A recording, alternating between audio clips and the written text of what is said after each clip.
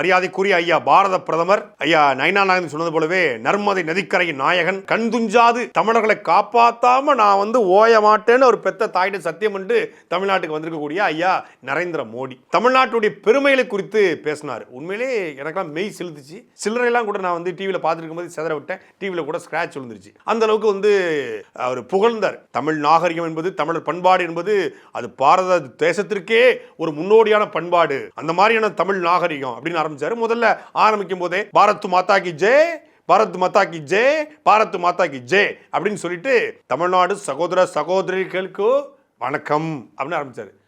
பரவாயில்லையே, தமிழ் கற்றுக்கிட்டாரா ஐயா மோடி, தமிழ்லே பேச போறாரு போலக்குன்னு பார்த்தா அது ஒன்று தான் தமிழ். அதுக்கப்புறம் முழுக்க ஹிந்தியில் ஆரம்பிச்சாப்ல. என்னென்ன பேசினார் ஒன்றுமே புரியல. அங்கே தமிழில் ஒருத்தர் டிரான்ஸ்லேட் பண்ணாப்ல, அதை பார்த்து கொஞ்சம் புரிஞ்சுக்கிட்டேன். சரி, எப்படியே பேசிட்டு இருக்கும்போது நிச்சயமாக சட்டமன்ற தேர்தல், நாடாளுமன்ற தேர்தலுக்கே கச்சத்தீவை தூக்கி கொடுத்து துரோகம் செய்து திமுக காங்கிரஸ்னு சொன்னவர் மதுராந்தகத்துக்கு வந்திருக்காரு. அப்போ நிச்சயமாக தமிழ் மீனவருடைய பிரச்சனை பற்றி பேசுவார். அந்த மீனவர் பிரச்சனைக்கு காரணமாக இருக்கக்கூடிய கச்சத்தீவை பேசுவார். நான் கச்சத்தீவை மீட்டெடுப்பேன், கச்சத்தீவு ஹே மீட்டெடுப்பு ஹே அப்படின்னு போடுவார்னு பார்த்தா போடவே இல்லை.